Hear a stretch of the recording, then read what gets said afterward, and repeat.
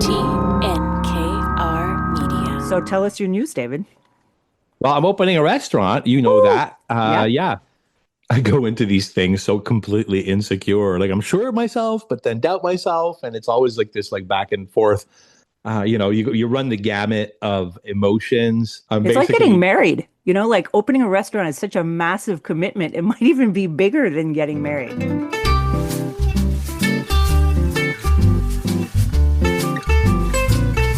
Hi, everyone. Welcome to the Salt Lake Podcast. I'm Leslie Chesterman, and we have a great show for you today. We have two excellent guests, Barbara Irwin and Josh Crowe, who are the co-owners of the famous Monkland Tavern on Monkland here in Montreal, who are celebrating their 30th anniversary. And maybe it's a little known fact, but David McMillan, our wonderful co-host, was once actually even interested in buying the Monkland Tavern. And he actually modeled a lot of his restaurants on the Monkland Tavern, something I didn't know until we talked about it on the podcast. But we're starting off, speaking of restaurants, with David giving us some very interesting new news about a restaurant that he is opening soon. So enjoy the podcast and a lot of restaurant talk and a lot of fun.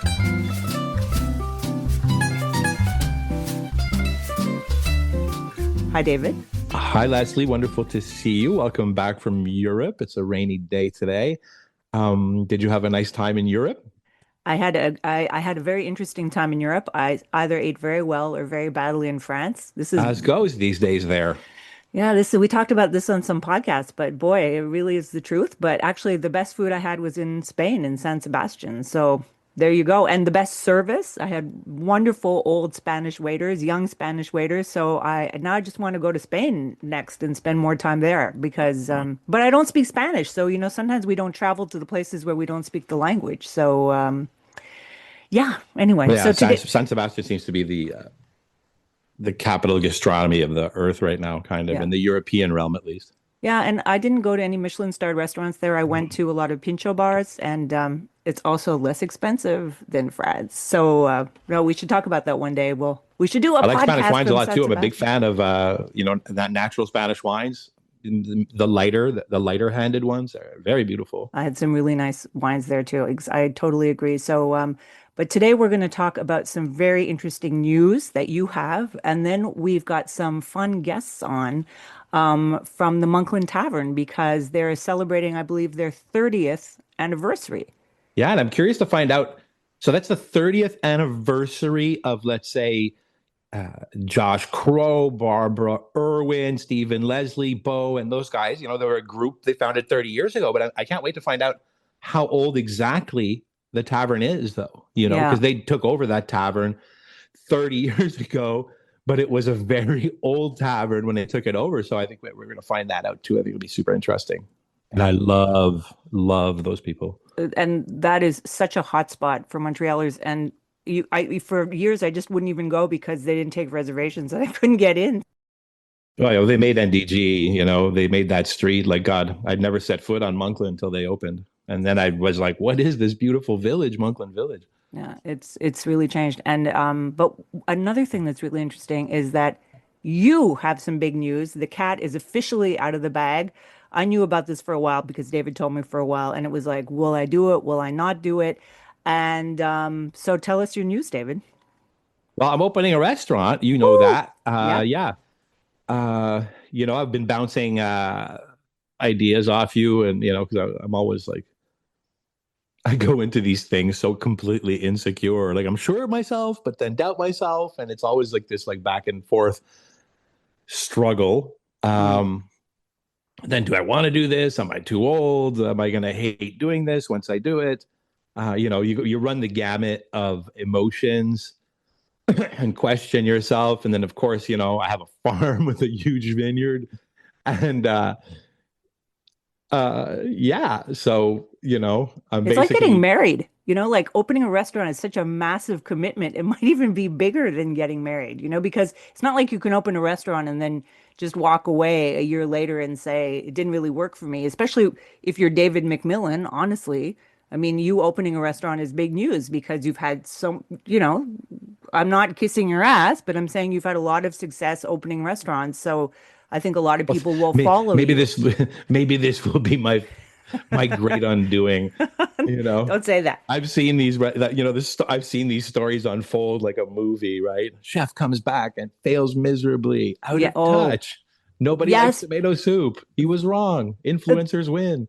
But that's very true. But the big one was Tavern on the Green when Jeremiah Tower. Jeremiah Tower went back and Mhm. maybe was, but you're not taking. So tell us a little bit about, first of all, I think the big news here is you're opening in the biggest wasteland in the No, Montreal it's area for great. I'll tell restaurants. you. I'll tell you.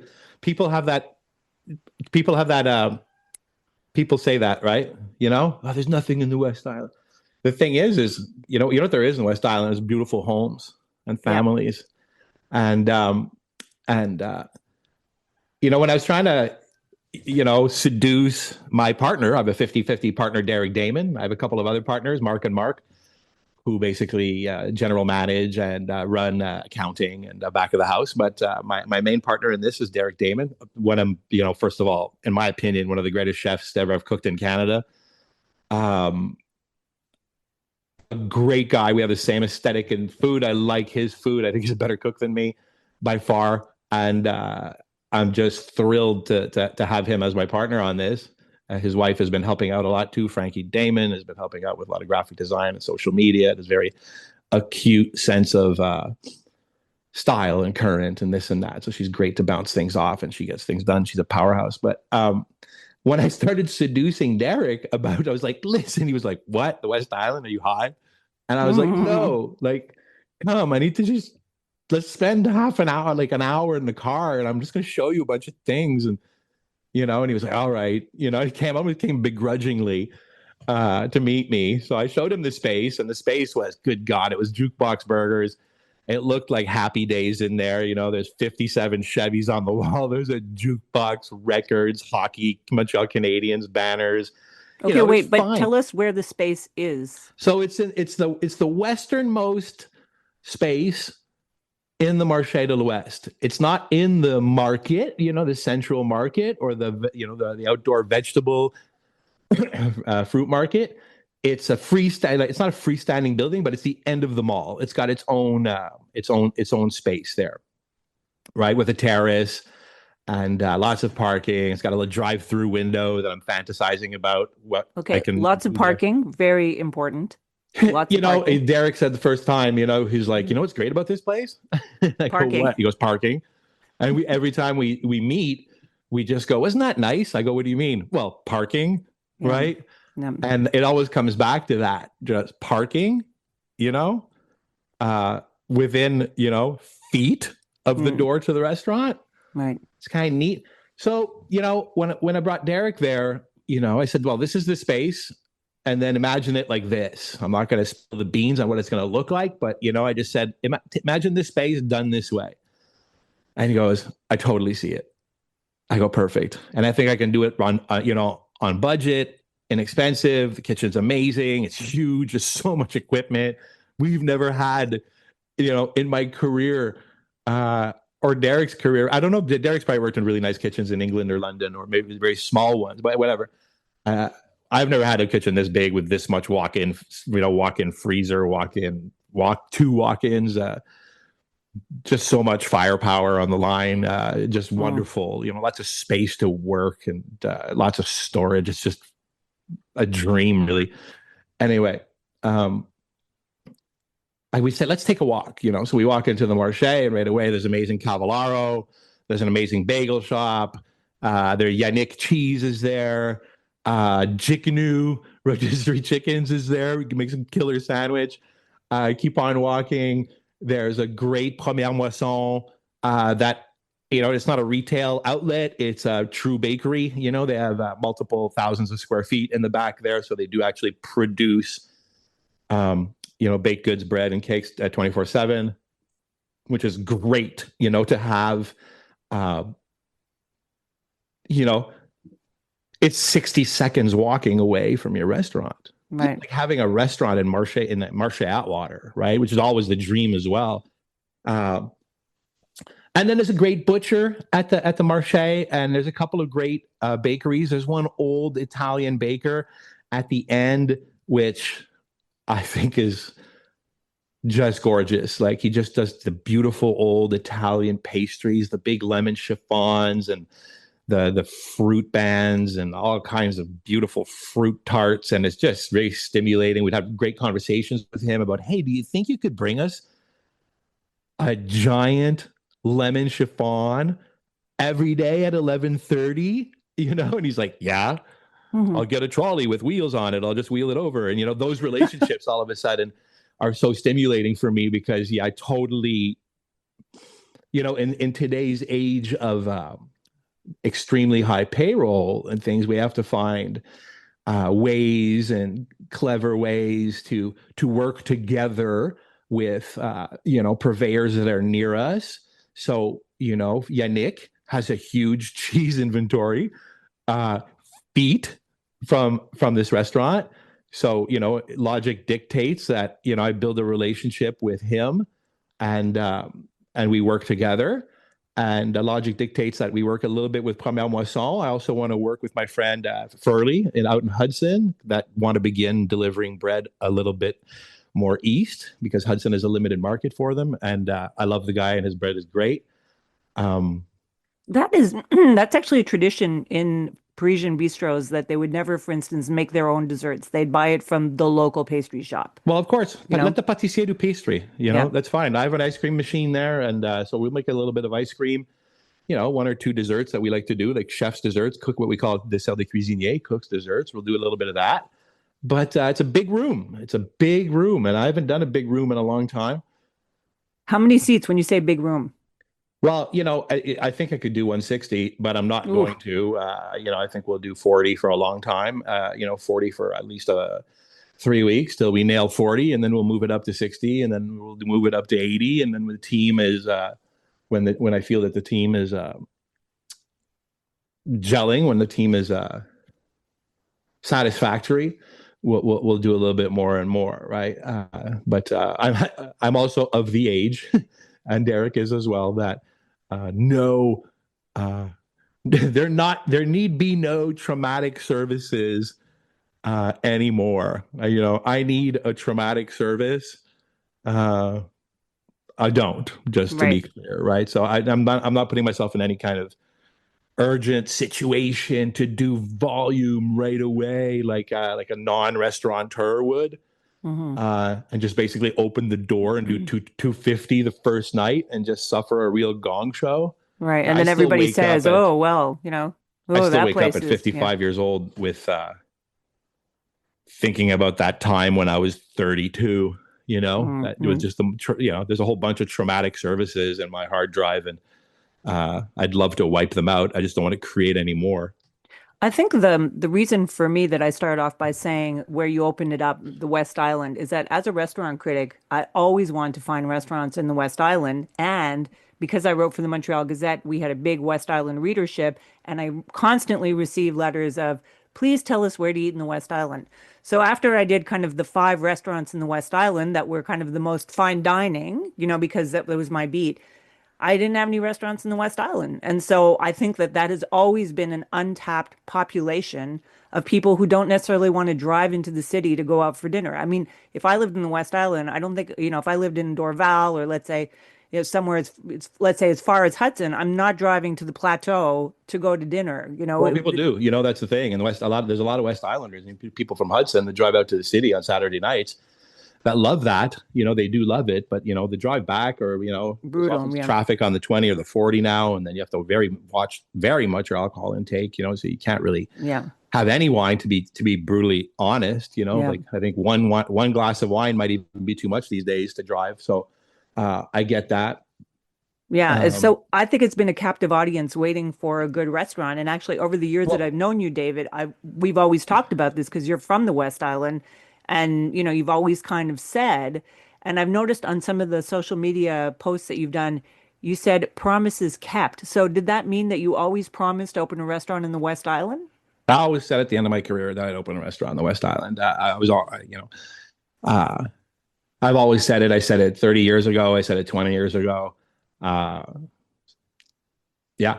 So So it was that was always the my promise. goal. Right? That was the promise that you kept to open a restaurant I in the said West Island. one of the Yeah. the last restaurant I would open would be in the West Island, and it would be something more family oriented that reminds me of my time there, my growing up there, and my how can I say my analysis of the West Island. You have fixed income boomers in the West Island. You have an aging senior population.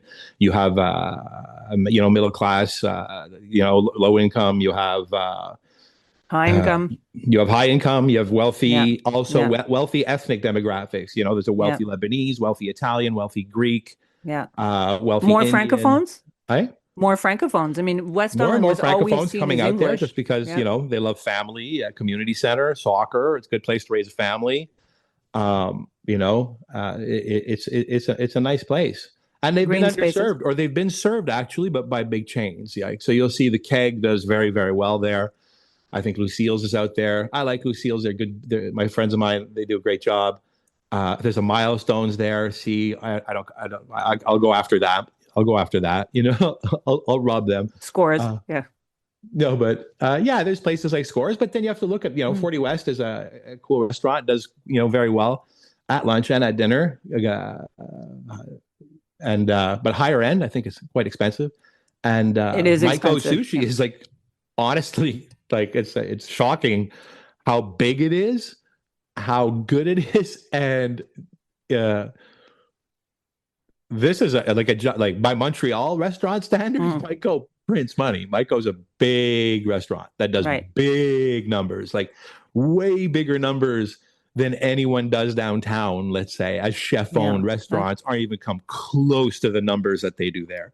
Yeah. Right. Now, and you look at a place like the Keg, that's a $30,000 a night restaurant. Like, that's no joking around. That's serious business there. I think chefs have woken up a little bit to the fact that it's worth looking at the suburbs. Tell us about the name. Grill Nature. Nature Grill. Grill Nature. So it's complicated, right? It's not complicated, but I beat myself up over restaurant names. I think I've named every restaurant I've ever, opened. And I kind of fight with anyone to retain creative control over those things. I beat myself up a lot with it. Grilled, I would have loved to call this restaurant not that, right? But I understand that there's language laws today, and a younger me would have been more rebellious and found ways around it to call it something, overtly Anglophone, like the Goose and Fox or something like that, right? But right. No, I was just like, what do I do at the farm? I grill a lot, and I love nature, and I think nature alludes to a little bit of natural wine, right? So grill nature, grill nature. Also, grill midi is basically an appellation in Beaujolais. Grill midi. Oh, I didn't know that. Okay. Yeah, it's one of the kind of weird underknown ones. So grill midi is grill/midi, GRILLE/midi is like a Beaujolais kind of thing. All right. And then I was like, grill nature, I like it. And then I said, how does it in everyday vernacular, how will this move on? It'll move on to the grill, right? GN. In English, the Anglophones will say the grill, on va au grill à soir. And basically, like Derek said to someone yesterday, I believe Derek said, well, whatever exists in nature, we'll grill it. I was like, yeah, what he said, that's super funny. Right. And everybody likes grilled food, honestly. Well, not that we'll grill everything, right. But, I think, we're just at that age as well. Like, we're a couple of dads with farms, and dads with farms. That's what you could have called it. Yeah. Well, we have there's a plan for that. There's a farm dad plan that's coming farm up. dad. But now tell us about the menu, a little bit about the feeling of the menu. Like, without, we'll get into that on a date. We're still just like ballpark, like just a little bit. That basically hits, like a lot of hits, a lot of forgotten things, like, many hits, but we've really put our thinking caps on and, look to our training and our skills as cooks and put our egos aside. As you get older, you really don't care so much about what others think. I really want to work harder on true hospitality, on being more caring, more loving, more accommodating, more family oriented. Bring your kids. I don't care. But I'm very conscious. I haven't worked in 4 years and my farm's a money pit and I am on a fixed income. And I do, watch the price of food go up and up and up. And I've found myself in a position where I don't go to restaurants as freely and as easily as I used to. Right. So, and I'm concerned about the price of butter, eggs, cheddar, you name it, right? We talk about this privately all the time. I'm just like, fucking $80 for a steak, fucking high. Groceries, $200 it's typical, Yeah, I know.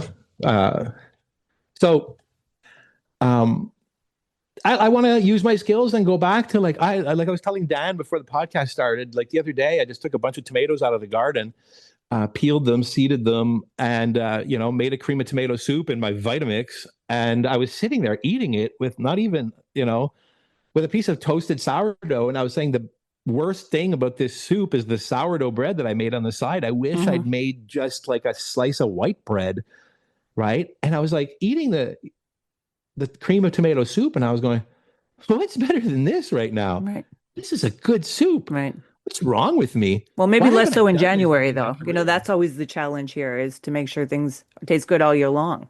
But so no tasting menus. But they always do, right? You could be a butternut squash soup, right. Lentil, cream of chicken, all of these things, cream of mushroom, You're right. So, can I do this for $6? The answer is yes. Yeah. Oh, okay. Now $6. So can you talk a little bit about price? Because we're saying things are, so if ingredients are expensive, ingredients are also expensive for restaurateurs, right? So how are you going to so what's your concept on prices for this restaurant? Very inexpensive to very expensive. I'm casting a very wide net in the river, and I want to catch all the damn fish in it. There's no reason that boomers on a fixed income or seniors on a fixed income can't come in and have a soup and a sausage coil or or some kind of stew and maybe a chocolate mousse or a little thing of soft serve for very little money, right? I'm going to make sure that there's always a combination of 3 or 4 items that you can basically piece together and have an inexpensive meal. I was just doing, I'm doing a lot of work on, wine purchasing right now. And I was studying, the SAQ database. And I was like, you know what? There is such a thing as a liter of organic Italian white wine for $10. Yeah. It exists. It's there. Yeah. I might not love it. Right. Right. You might not love it.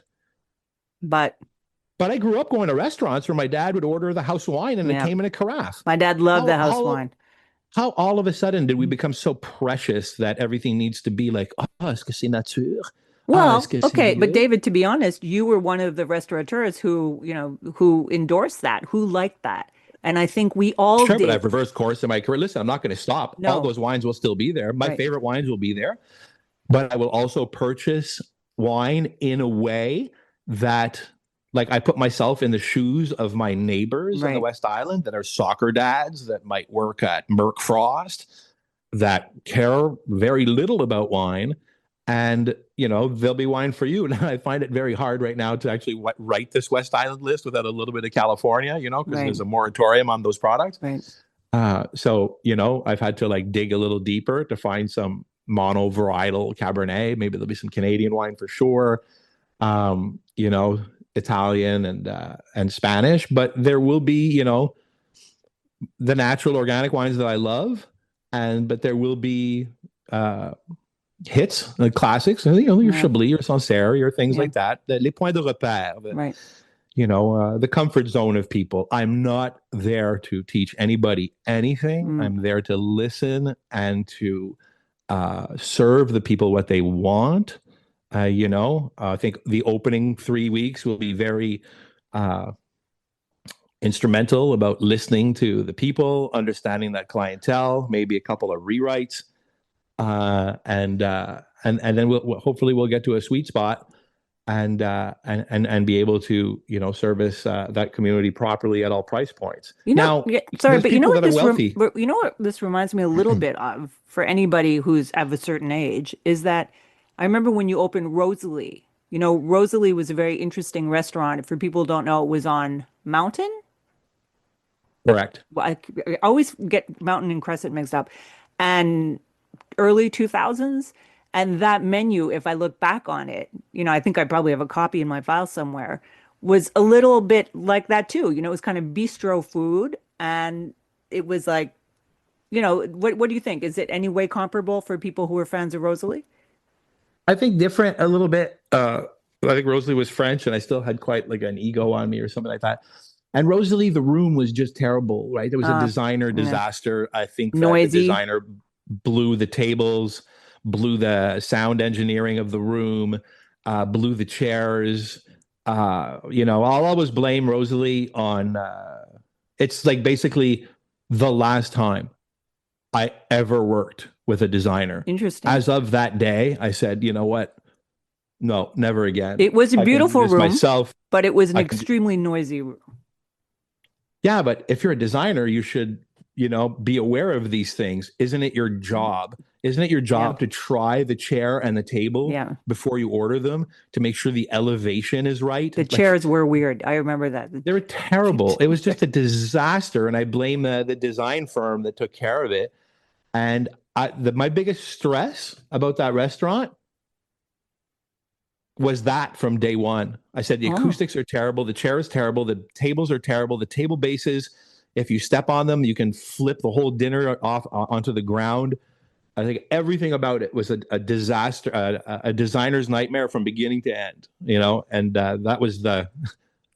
And I have so much disdain and hatred for restaurant designers still to this day because of that, right? I absolutely refuse to work with any. I do have Toby Gowley from the Gowley brothers.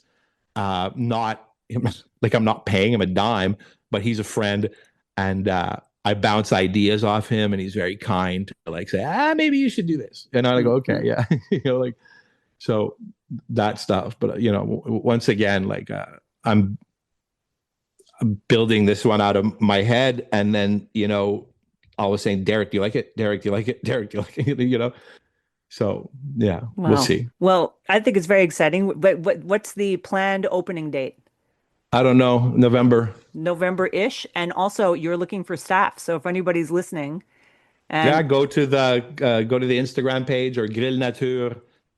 grillnature.com, and there's a bunch of buttons there you can press if you want to send your CV or you want more information. You can send information there.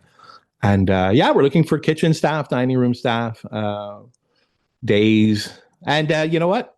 Honestly, if you're a mom or a dad and you have kids and you just want to get back a couple of shifts a week into the restaurant business, I'm looking to build this pirate ship with moms and dads like me. I don't necessarily want a gigantic young workforce. I'm open to hiring all ages. I like that. So being an old mom, I might come in and make some cakes. Well, I've asked you, Leslie. I know. I might come in. I think I'm going to come in and bake for you and do some baking. Just a little sideline. Yeah, here and there, it'd be fun to have, get back into 7 pies by Leslie Chesterman in and out. There you go. There you go. Yeah, that'd be a fantastic thing. The old and that's collaborations. I want to do stuff like that, right? I don't really want to have any events. I don't want to ever close. I just want to be open 11 to 11 all the time. But if any old chef wants to come by and drag your smoker over and smoke a bunch of ribs in the back, come on down. We're doing stuff like that. Oh, that sounds like fun. Great. Well, congratulations, and we're all rooting for you. I think it'll be it. You know what? It's never boring with you, David. It's always interesting. You always. Well, I'm very insecure about this, and but I've always been very insecure about anything I've ever done, and I'm overthinking it. It's funny too, because I look on the Instagrams, I gotta look at the followers, and I see all my ex kind of colleague friends, it's are going basically making an effort not to follow this account, right? It's oh no, he's back. It's a nightmare. Yeah. No, he's back and better than ever, right? No, I Right. don't think so. No, I'm not better than ever. But Well, it's you're going in a new direction. I mean, I can't imagine at this age, at this time of life, that you'd be opening a fine dining, it's tasting not menu fine dining. restaurant. Yeah. This is the kind of So restaurant. chicken and steak restaurant. Chicken and steak. That's I like that. Chicken and chicken and steak with a steak. There's some vegetarian fish. option. With a vegetarian option for sure. No, No no. vegetarian option. I just stuff, Salad. Yeah. For the life of me, I can't sit down. Or Derek, we talked about it yesterday. I think like I can't just sit down and write a vegetarian main. I I know just what you can't mean. do I it. know what The you only mean. way that would ever manifest itself is if there was like ravioli, or something. I Butternut just can't squash for the life, risotto. something Right? like that, Yeah. right? I just can't for the life of me write something, But there's appetizers, there's Yeah. sides, there's stuff. You can build a thing, and if you ask, we'll make it. But Right. for this, for when I read a menu and then I see this one thing on it, because management told the chef that he has to put a vegetarian main course on, it always sticks out like management told the chef too. Eggplant. This beautiful menu, and then you have like cauliflower rib steak. It's like, that's not a rib steak. Right. Cauliflower. It's cauliflower. Don't call it a rib steak. I'm angry. I want to leave now. Yeah, but again, David, you were the guy also at Vin Papillon who had all these great vegetarian options, I know. So you're being humble about My friend this. Julian sometimes said it's your fault. Yeah, it's your fault. All these All vegetarian. these dumb wine bars. He goes and serve razor clams, David. Yeah. Your fault. Yeah, yeah. All the natural wine, your fault. Yeah. Yeah. No, it would have happened. Yeah. It would have happened. It's not my fault. Nothing is my fault. Right. Well, from now on, people will be opening casual restaurants with chicken and steak and a it's carafe of happening. house wine. I think it's happening. Yeah. Good. Well, we're all looking forward to it. I think it's a winner. Salt Lake is supported by TNKR Media, our podcasting team. As we get organized and look to the future, finding a media partner that understands us and lets us be true to ourselves is important. Dan and his team at TNKR Media specialize in media projects for experts. Podcasts like this one, but also business writing plans, public relations consulting and coaching, and even public affairs campaigns for Canadians wanting to turn their words into action. Discover how TNKR Media can help experts and their organizations communicate through smart, compelling content. For more, visit tnkr.ca. TNKR Media. Make your own news.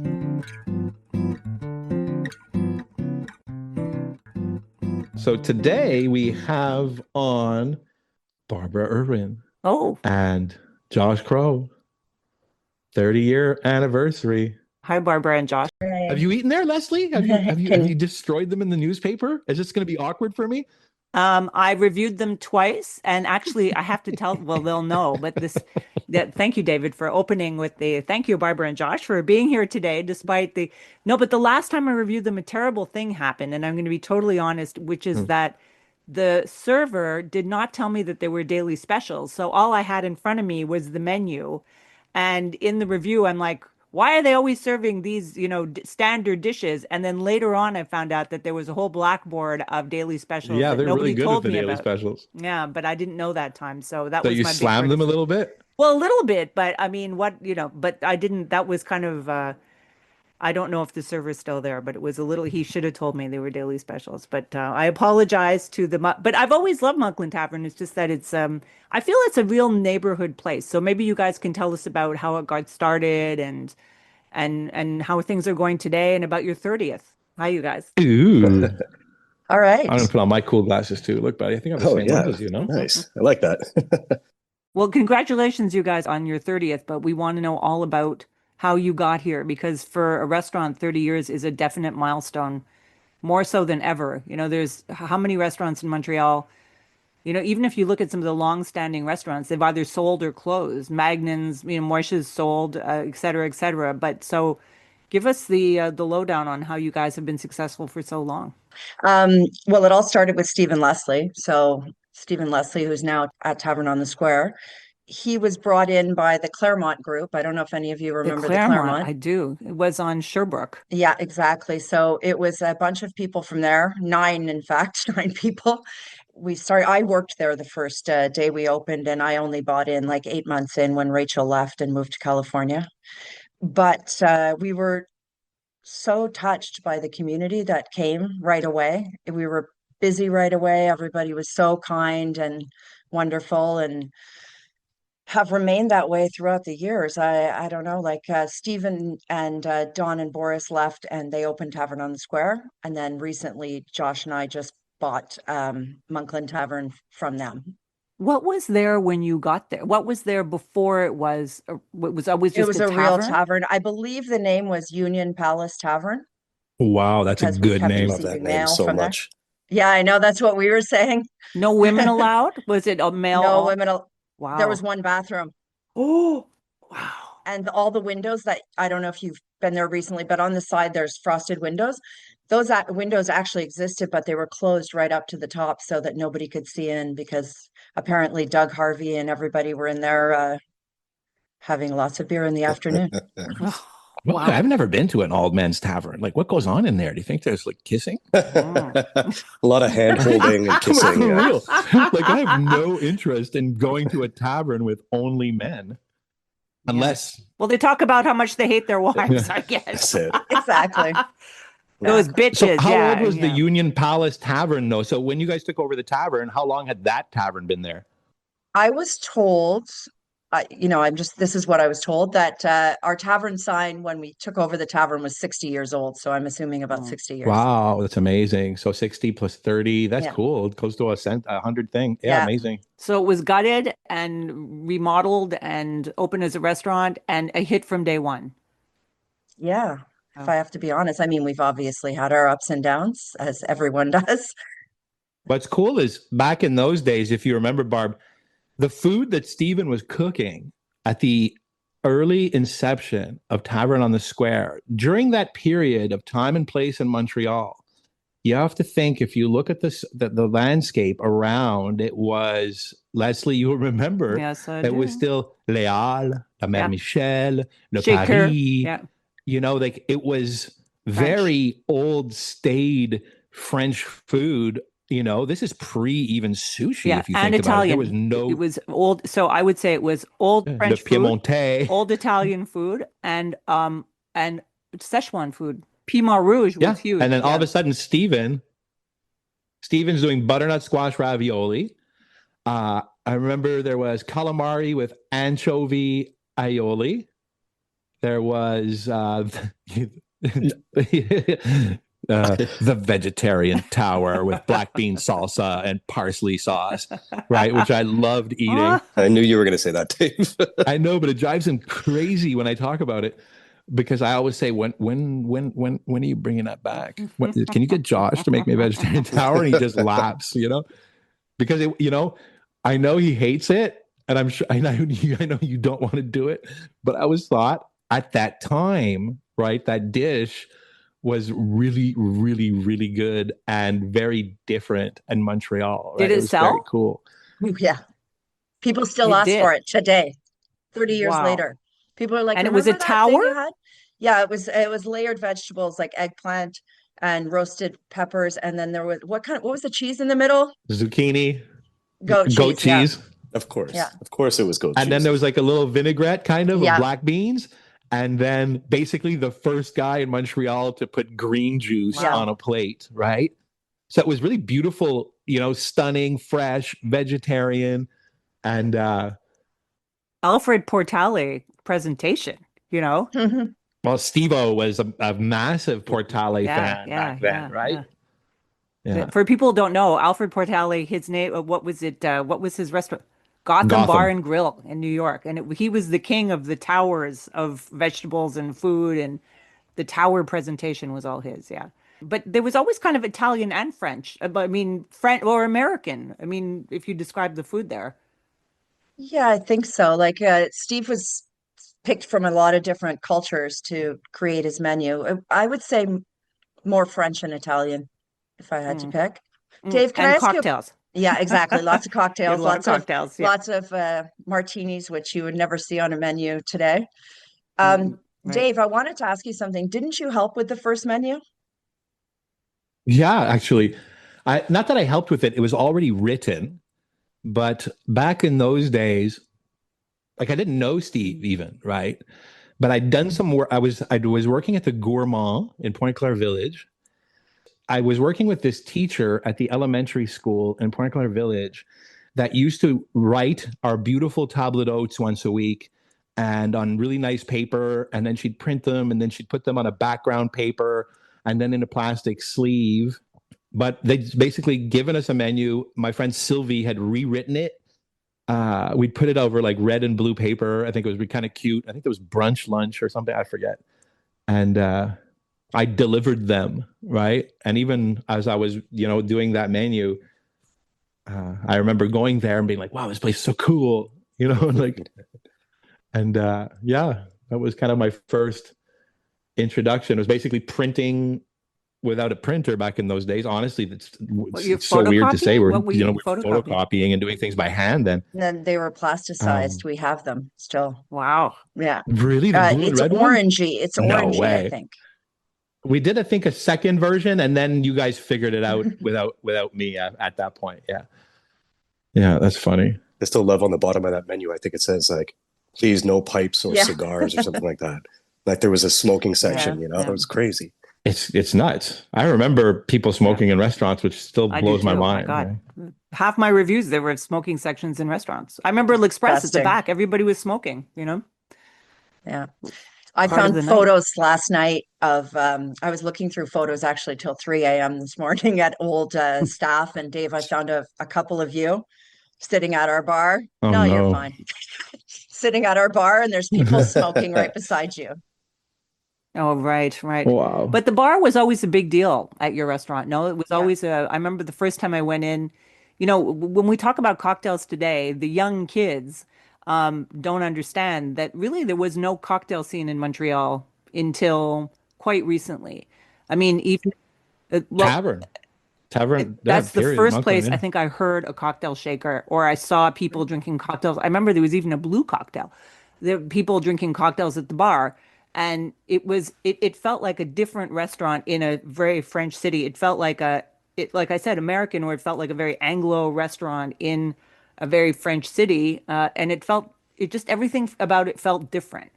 I have to give that to Rachel. Rachel was the one that really started all the cocktail program and everything. She was very into The that. only other cocktail list I ever saw was at Lumiere in Vancouver. Rob Feeney had the greatest cocktail list. And I thought, why don't we have this in Montreal? And then, I remember thinking, wow, this is a whole different scene. I mean, for people who don't know, you'd see like a martini list at other restaurants where they'd be like the Appletini and stuff like that. But that's it, and so you guys started that, but you guys started other things too. I mean, I remember the no reservations thing is it still no reservations? No, we were so dumb.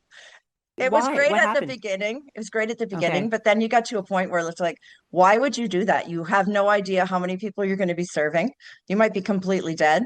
Then COVID hit, which nobody likes to talk about. I don't like to talk about. Right. But and they made us take reservations. And we both looked at each other. Josh and I were like, why did we not take reservations? That's so ridiculous.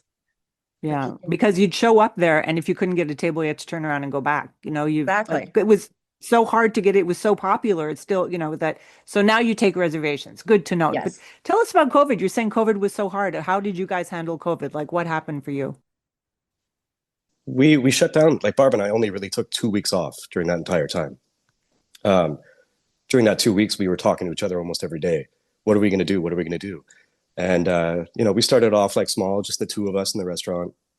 Making food, people picking it up the next day, sort of like pre-ordering food and everything. And then slowly we started to bring back our staff, and we changed it really into a store. So like it was a way to keep my kitchen staff employed. Then we started doing deliveries. So my front staff, anyone that had a driver's license, was our delivery people. So that also kept them employed. So we really we flipped, and we really tried to do as much as we can with as little as we can.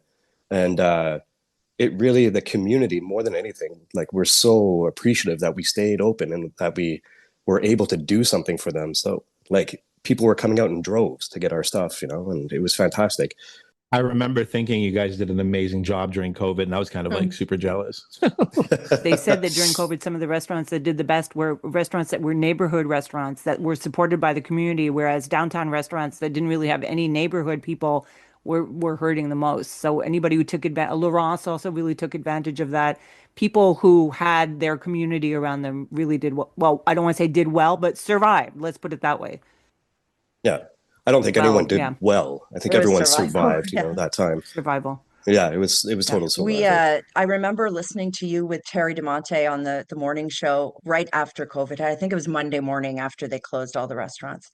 And you were like just talking about how hard it is. And, like some restaurants are just going to close. It's the way it's going to be.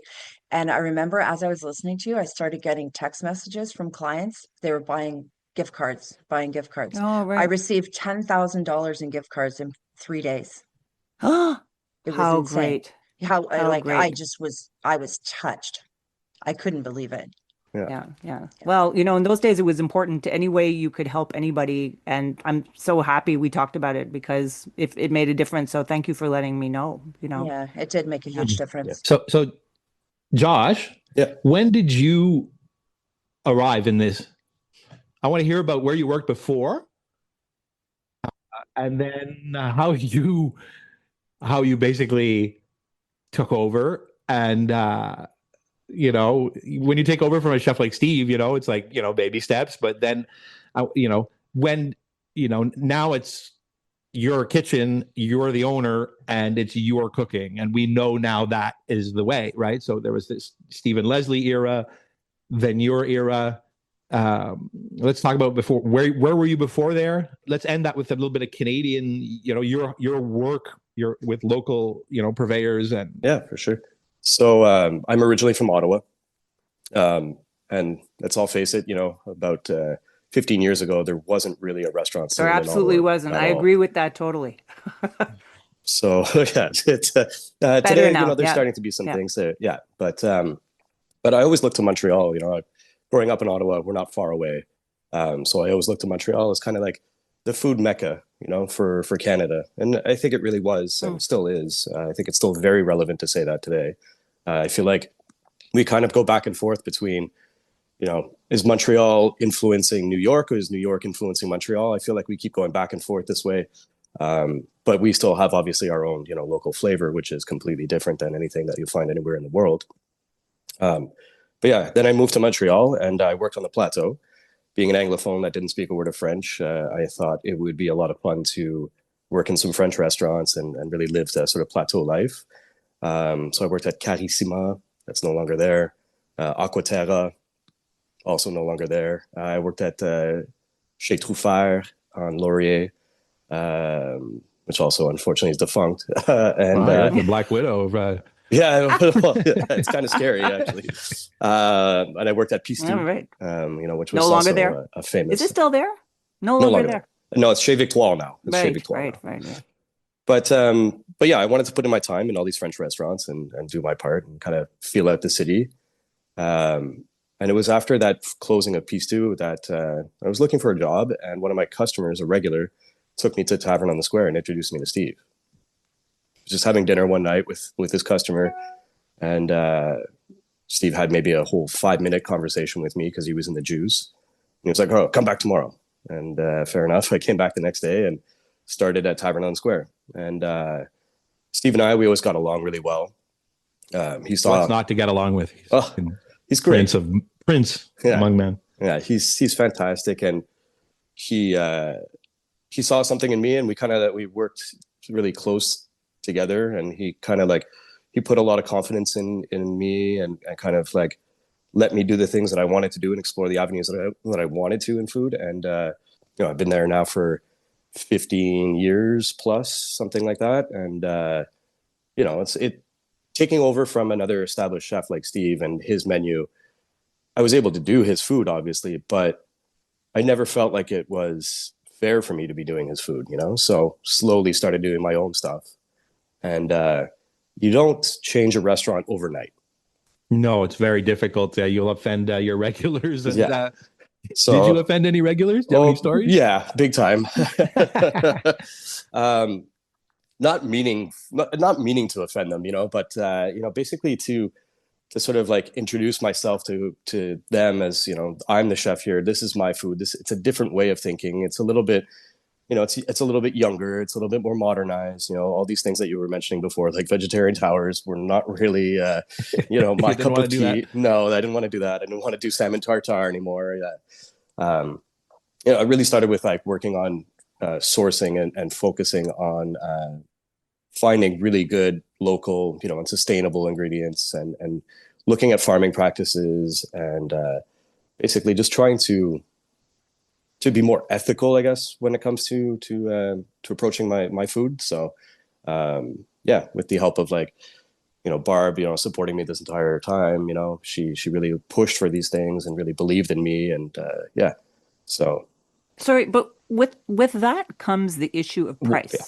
So I understand all the time, and I think that's what all restaurants should do, but I always worry about, did that change your pricing when you started to kind of up your ingredients? Or as soon as we talk about ethical meat or anything, we're talking more money. So I'm just wondering, how did that play into? So I think, it definitely changes the price, but for us, it's very strange because some things are incredibly expensive. But then when we talk about produce, as an example, all summer long, my heirloom tomatoes that I've been getting are $3 a pound.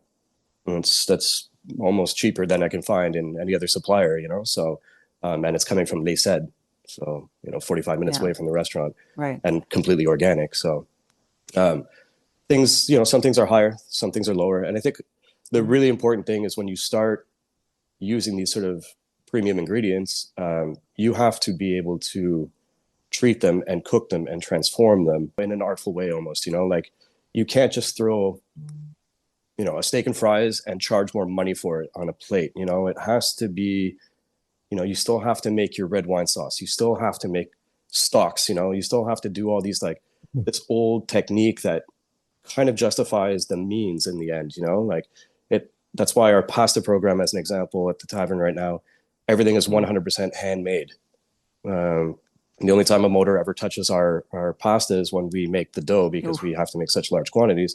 But after that, every laminator, every cavatelli machine, it's all cranked by hand. Our tagliatelle, as an example, is cut by hand, rolled by hand. Like it's all our stuffed pastas all done by hand.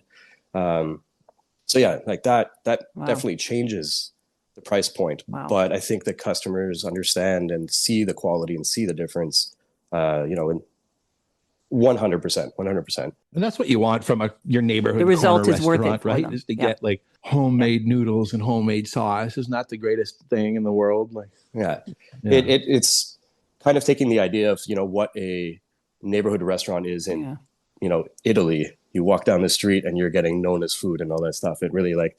Not France. Not France. In France, it'll be sous vide and frozen. No, thank you. In Italy, no, thank you. But yeah, so I guess that kind of this new chapter of the Taverne has been a long one. Barb and I working together and kind of slowly changing it to the vision that we have of what we think service and food should be. It's taken 15 years to get there, but like I say to a lot of people these days, is that I'm the proudest I could ever be of my restaurant right now, and I can say that that's how I feel today, but I'll probably say the same thing tomorrow. And it's just every single day, it continues to impress me. And my cooks that have been with me for 10 years, like what other chef can you say can say that they have the same kitchen staff for the past 10 years? Not many. It's fantastic. I've seen them grow. I've seen them get better. So it's fun. And they're sweet. I've met a couple of them and they really like you. That says a lot. What's better in working in a kitchen? Is it better to work in a 2 Michelin-starred restaurant where you hate the chef, or is it better to work with a bunch of people you really like? Isn't that the goal? I think you figured that out really quickly. To work in a room with like-minded individuals. Yeah. That's the best. It's the dream, right? And I feel like every single day I get to go to work and cook alongside my best friends and have, my best friend as my business partner as well. It's just, so let's name them, drop their names. So who's the crew? So my pasta chef is Chris Wood. He started with us, then he went to Impasto for a little bit, and then he's come back to us, which is which is a little bit crazy to say, and Misha Ozols. He's been with us, for the past 10 years. He's my sous chef. Made his way up from dishwasher to my sous chef now, and Brilliant. yeah. I love those Wow. stories. Yeah. Yeah, Great. yeah. Everybody that's come through my doors has passed some time on the dish, and I can't be happier having them in my kitchen. So Sweet. And how many are you in the kitchen? How many? we're three. You're three. And how Yeah. many covers did you do a night? Like on a busy Our night? What busy do you- nights, like last Saturday, we 100. did 100 on the dot. So, And you're three. yeah. So Wow. I Good actually mise en spend place. yeah, that's it. I spend my time on the garde manger section mostly, actually. So Wow. That's Yeah. impressive. Yeah. Yeah, I consider myself honestly a career garde manger, to be honest. Even if I became a chef at a young age, whatever, I was always like, that's my station. it Right. literally it is the best station. Yeah. You know, you get to do a little bit of everything. Yeah. You can do the pasta a little bit. You can do cold appetizers. You can kind of like send little things to people, and then you can kind of direct the guys on the hot stove a little bit. It's a good in a small man ship like that, it's a good station to hold because it'll afford you a little bit of time to create extras and a little bit of time to call the shots on the hotline. When you're doing hotline meats or pasta or whatever, like you're fully immersed. You have no time to look at who's eating what at the bar, and yeah. Also, it's essential because if you look as a restaurant critic, I would see these are the first plates coming out of the kitchen, and your immediate impression of the restaurant is coming from the appetizers. It's the mains usually disappointed, to be honest. It's like those apps really, and then what happened? Apps turned into small plates, when you think about it. And Yeah. and so I agree that is such an important station. And you see, the minute you see kind of soggy lettuce and shitty tartare, you're like, this place sucks, right? It's immediate. It's important. It's important. Yeah, I feel that about oysters often in restaurants, right? I always feel like the smartest guy at the restaurant should be in charge of shucking oysters, right? So many restaurants, for real, they put like basically the weakest link on oysters, right? And oysters is basically, the most dangerous food basically that we're serving in restaurants. It's like a raw, bottom creature from the ocean, and you just can't get like the new guy to do the oysters. I think it should always be like someone senior in the kitchen. So oysters are pristine, each one perfect, that's very important. Same as apps and everything, really. Did you adapt to trends along the way because you've been open for so long? Do you feel like besides the vegetarian tower, have you found that you're trying to bending towards what you think should work, or you kind of always stayed true to your vision?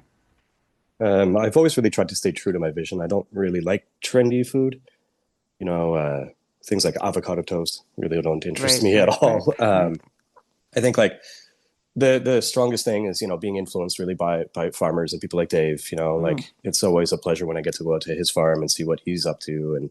And these people really kind of push obviously the seasonality of food, but also what can we do to best showcase something or what has not been done before with said ingredient, So, and my food is really like very vegetable forward. I think that is like kind of the key. It's not that I'm a vegetarian or anything like that, but it's just like, I think it's just a healthier way to eat, and it's a better for our environment. There's so many factors that come into like being more vegetable centric, and I guess it is trending now. Yeah, it's like the Alice Waters philosophy, honestly. It's like, Alice Waters right when she said, let's just all focus on the product and less on the technique, but Alice ultimately Waters, it's a bit of both, 100%. Do you still serve a thick, juicy steak? Oh, definitely. We still, There you go. We still do a big, 45 to 50 day age, dry age steak. We do that. We can't get rid of that completely, but and it's popular, It is popular. Yeah, it is popular. But I think like we saw a lot of fish more than anything else. We source things from the Gaspésie directly, Nova Scotia, New Brunswick. It's all our seafood and fish is Canadian. It's very rare. In the very strange circumstances, sometimes I'll get something from, the United States, but what? But mostly I try and keep the sourcing to Canada specifically. So did you guys ever think of expanding or opening like a little grocery store next door, or because sometimes when you look at a restaurant that's been there for 30 years, you think the secret is that they didn't expand, And I hate to tell you, David, or you guys don't know, but I did a story about David when he opened Joe Beef. He's like, we will never expand. We will never even open next door. This will always be 30 seats. I have it written Oh down. God. And then expand, expand, expand. So did you guys ever feel tempted to expand, like open another, this instead of the Monkland Tavern, maybe there's something else tavern, And would you come to Tanamount Royal where there's nothing? This is my request. We've been discussing that, especially after COVID. We were discussing about having our store across the street, perhaps, and making it a little. Right. Should I actually say it, Josh, or am I? You don't like me putting out ideas into the Well, ether? No, Right. I think we've told enough Yeah. people about kind of what we envision Yeah, for it. we So just yeah, go wanted to for it. make like Maybe someone will help us that would invest be in great. it. We Yeah. wanted to go directly across the street and take half of Second Cup and make a little store that's also a wine bar and like charcuterie and oysters while you're waiting for your table at the tavern. Or Oh, that's a great That's idea. a great idea. Is this in the planning stages, or is this that you're thinking about it, right or? before COVID, we had looked at a place down on Sherbrooke Street. And then COVID hit like 3 weeks later. So maybe a month later. Yeah. So right now it's not really in the planning stages. It's just something that we always talk about. And actually we're happy right now because Arthur's is opening a new place on Monkland. I don't know if it'll be called Arthur's, Oh, okay. but it's nice Great, to have great. more restaurants in the area because you don't want to be a destination location. And there's a lot of boarded up places on Monkland right now. It would be great if Yes. other people move to Monkland too. Is that because the Yeah. rents are so high? Yeah. Yeah, because it's such a popular street. I still am mourning when Franny's closed. We'd all go down there Best. for cheesecake, and it was just fantastic cheesecake, and then it just closed, and we're I like, know, it was shocking. no, The more restaurants, I used to think different. Like, remember when I was alone, Barb? Remember when I opened Joe Beef and it was basically tumbleweeds Yeah. and there was nothing on Notre Dame Street, like zero restaurants. We back in those days, we'd have slow nights just because there was nobody, right? And we actually became very busy when there was more restaurants around us. For a hot second, I was like, shit, we're done. They're going to come. Cut our sales in half. That's it, But I soon realized, like, when the Burgundy Lion opened, it was complimentary to the business that I did. I could send people there for a pint before their reservation and give me an extra 15 minutes to flip a table. When we opened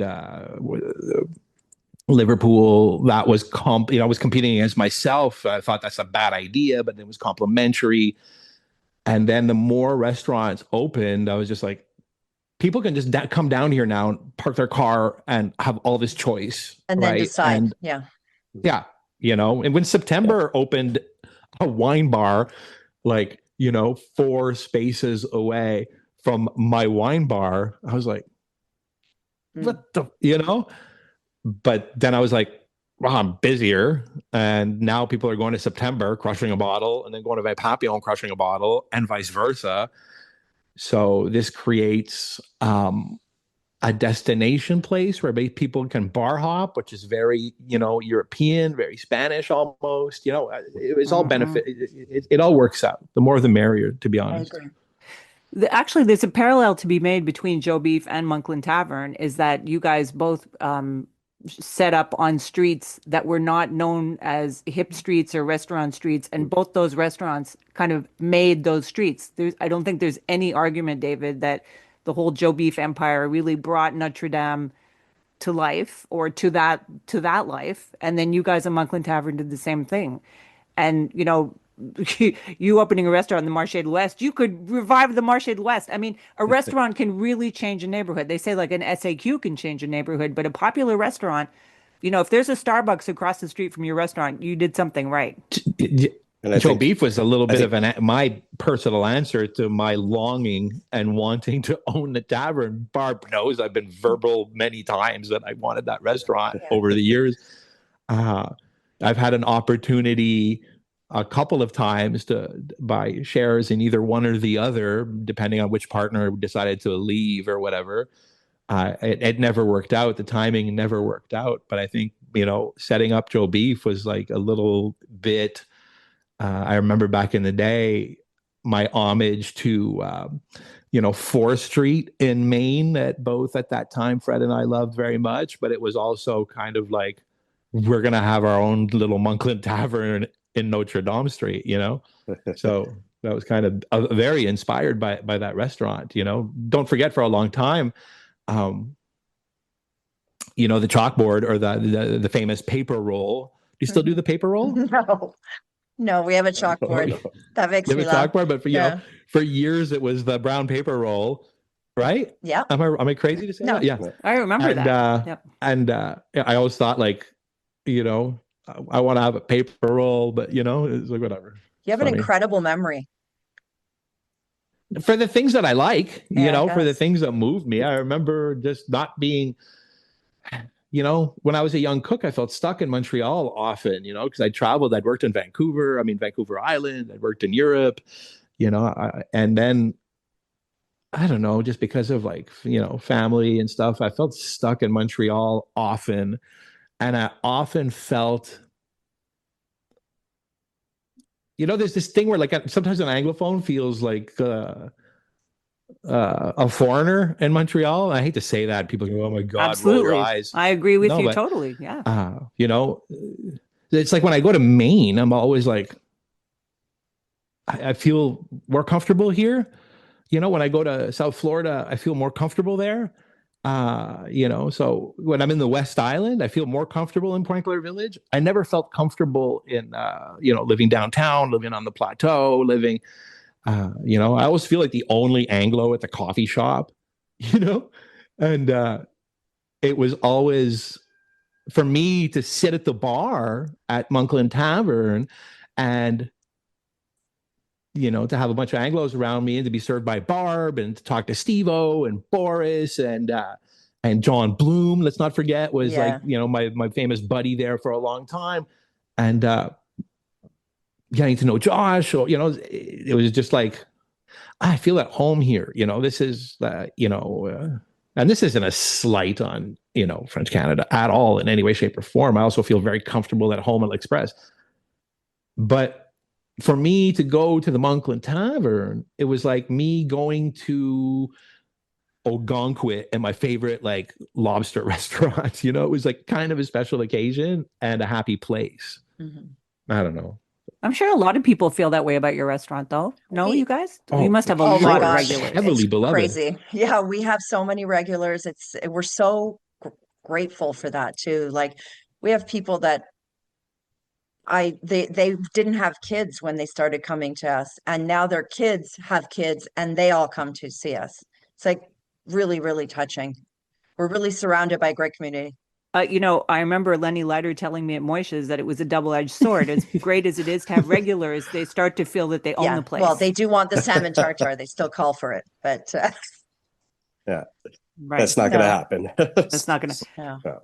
No. I think the strength also of the restaurant, I can speak to the food, obviously, is that our regulars now come to the tavern, not always knowing what they're going to get, that it's going to be something different every time because the board changes all the time, but they're going to know that the quality is there and the thoughtfulness is there. And the strength of our food is really in the fact that we have an ethos behind it and we know how to do it well, so. There's a situation also at Tavern on the Square. That's another restaurant that's known to have a lot of regulars. And I'm sure, David, also at Joe Beef, there were a ton of regulars if they could get a seat. And then I'm sure at your new restaurant, do all restaurants have regulars? I don't think so. I think it's the long-standing or the neighborhood restaurants, because every restaurant wants regulars. Mm-hmm. Yeah, because mathematically, I hate to say this, and people will be not shocked, but pissed off. If you have a regular that eats at your restaurant 48 times a year and spends $450, all right, you can basically say that customer is worth $480 times 48. So then that customer becomes a big number. It's like a real do the math. I'm doing the math. 480 times 48, let's say.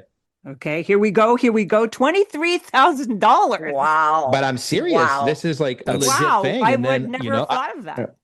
Yeah, right. I've had regular customers that were basically twice a week, 2 6 tops a week. So I'm looking at people and sometimes like, oh my God, I fucking can't stand this person, like, but uh no, but for real, it happens. You have regulars sometimes and you're like, I Yep. love them, but I fuck, hate them. it takes a lot of my, core energy to hey, how are you tonight? I don't, but you represent to me like, $23,000 a year. $85,000 a year. So, be nice, That's something I'm still getting used to. Is I'm spending a lot more time on the floor, and my role as the chef has also become more customer facing as well. And it's just like, sure. Sometimes it does take a lot to summon it, from within, to go out there and put on a smile and talk to people. Well, that's where I started having a problem with wine. I never had a problem with wine with my wife at home on Saturday nights. My problem with wine became like I couldn't be host David McMillan, in 3 restaurants on Notre Dame Street, without a little Chardonnay to like make me Friendly. bubbly and a host, So I don't know how Barb does it all the time. Barb was really good. Thank you. I Really appreciate good. that. Really good. Yeah, I'm not going to comment on that. I don't know how I do it sometimes. Barb is heavily medicated. Just a joke. I know. I wonder if women are better at that. Uh, I also honestly, I wonder if women are better Maybe. at that than I don't know if men have a shorter fuse when it comes to having to be friendly. I think women are more natural at that. I think, we're more tolerant. We've been through more. Yeah. Yes, exactly. I'd always, make the parallel in my mind. It's like, oh my God, I see this fucking family more than my own, Yeah. And I miss my family. I work 5 nights a week till 1 a.m. And these people talk to me like I'm part of their family. I have long conversations with them twice a week. And I really miss my kids and I fucking hate these people. That's me on the podcast being honest. But, I was always very nice, very kind. But I was like, it gets weird when like the patriarch's great grandmother's name. I shouldn't know all this information about your family. I know your kids' birthdays, and like some people, you're a great restaurateur and a great host. Those are things you should know. And I'm like, no, it's wasting time on my hard drive. But those 10 customers, those 10 regular customers are giving you $250,000 a year. Right. So yeah, Toyota Tacoma. It's part of the game. Look, if you don't like being sociable, maybe you shouldn't be in the restaurant industry, honestly. I mean, Agreed. David, you might not enjoy it, but you're good at it. I love it 90% of the time. But it's just sometimes like you end up with a regular that's a little bit prickly kind of, or like I've had weird lawyer regulars or weird CEOs that are really well respected in the community, but socially awkward, right? So, and I get it, but you're just like, oh, fuck, I have to deal with this guy, and he has 85 questions about the wine, and he's very bizarre about his chicken, and he tells you every time he comes that, and you just kind of, it's like a broken record. You feel like you're watching like Star Wars for the 500th time, because I know he's going to fucking talk to me about the wine list and then talk down to me about the wine list, right? Because he's a CEO and he has to like get final say, and I will have to, and then we're gonna have to talk about chicken, and I'm just like, I'm not making enough money off this. Like, I used to have these signals, for Vanya, I get stuck at a table, and I'd say, if I scratch my ear, come get me immediately, but sometimes Vanny would get in the weeds and I'm like standing there at the table, like scratching my ear, basically pulling my earlobe off my ear, and she's not noticing. And I'm just stuck there like dying on this hill in the hot sun, like listening to this guy telling me about his new hypodermic syringe factory that he just bought. And it's fuck, like, kill me. Sorry.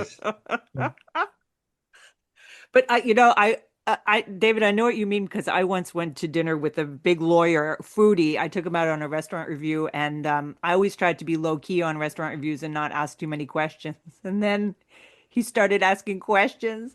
What farm did the guinea hen come from? What millésime was the wine? Right bank, left bank, da da da da da. I was shocked. I couldn't believe how many questions this guy could ask. I didn't know you could ask that many questions, but you're right. Like so much. And eventually I kicked him under the table. I said, I'm reviewing the restaurant. Shut up, please, please don't do this to me. And all night long, what lemons did you use? Did you use the zest? I'm like, I'm out of here. I'm out of here. Yes, yes. When you make your lemon tart, do you use the zest and the thing? Do you rub it with the sugar? I'm like, shut. Oh my God. My Anyway. favorite regulars are like, I'll always come back to, we've talked about him before. It's like Jean-François Sauvé, right? Jean-François Sauvé is like a barrel of a man Gourmand. who'd basically, Mr. McMillan, how are you? Find yourself, Mr. Sauvé. Perfect. We will have a crisp chablis, oysters, appetizers of your choosing. Tonight there will be meat and a Pinot Noir at $120. Have a wonderful evening. And you just go sit, and we were done. And it was the best. That's the dream customer. That's the best. When you can just like, you can do what you want to do. You can, impress them any which way, but they know exactly. They're giving us the framework to work in. And it's just, that's the best. That's the best. Okay, after this conversation, I'm not talking to any chefs anymore. I'm not talking to anybody anymore, right? They're all like, Chesterman wouldn't shut the fuck up. I could not get away from that table fast enough. Oh my God. I'm never talking to chefs again. It's not that we don't want to be at the table. It's just, there's an urgency in what we do. So it's like, we already feel like we're zipping around and we have a million things on the burner, sometimes literally. And no, that's it. It's just, we want to be able to impress and do things. I often do chef menus, that are custom made to each table's specifications. Like, come to the table and I'll ask them literally, is there anything I need to know? Are you allergic to anything? And then we will make a menu, multi-course menu on the fly in the middle of a busy service. Wow. And I have to come out and explain every single dish at the same time. And it's like, when I start doing 3 of those in the same evening, plus all the other customers, it's like, okay, I can't spend too much time at the table. No, I need to zip around. Use the ear trick. So, yeah, I love that. I'm definitely going to take that. I like that. Yeah.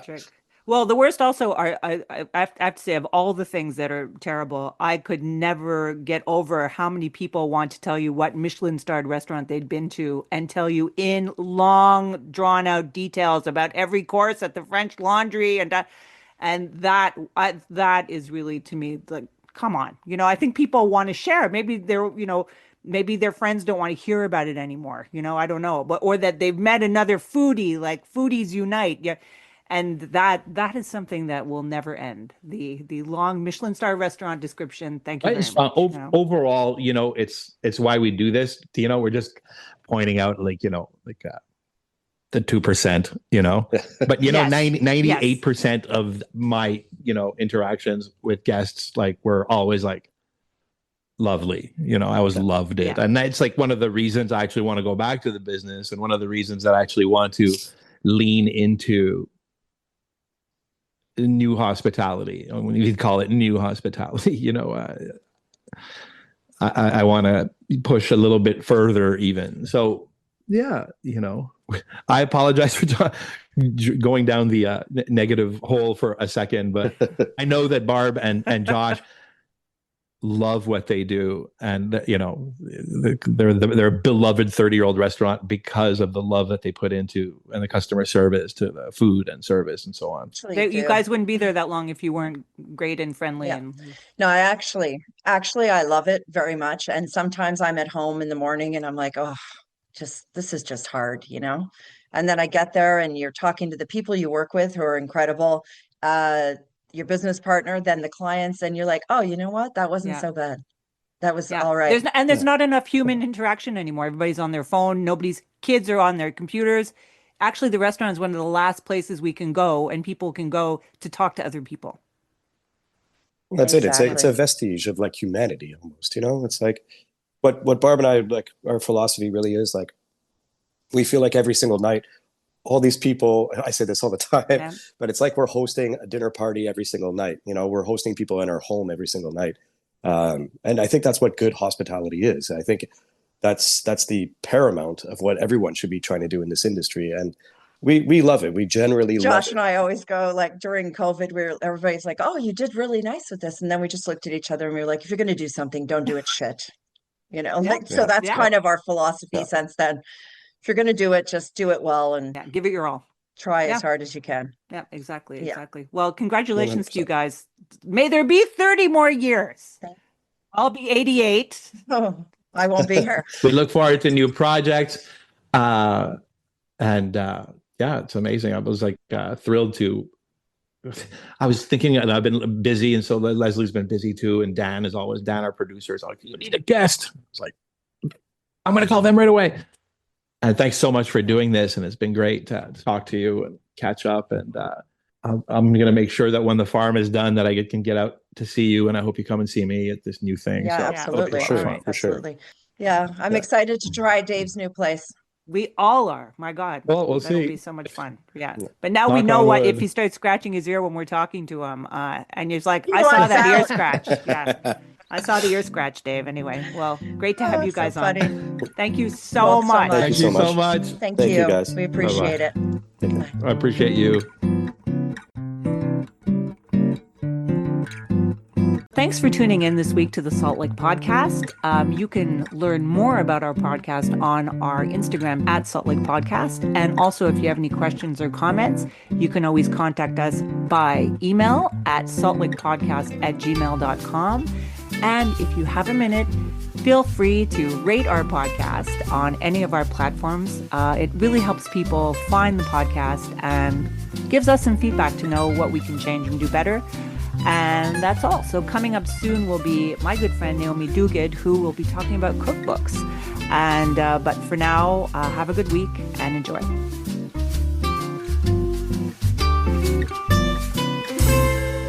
Think Bait. TNKR Media. Good talk.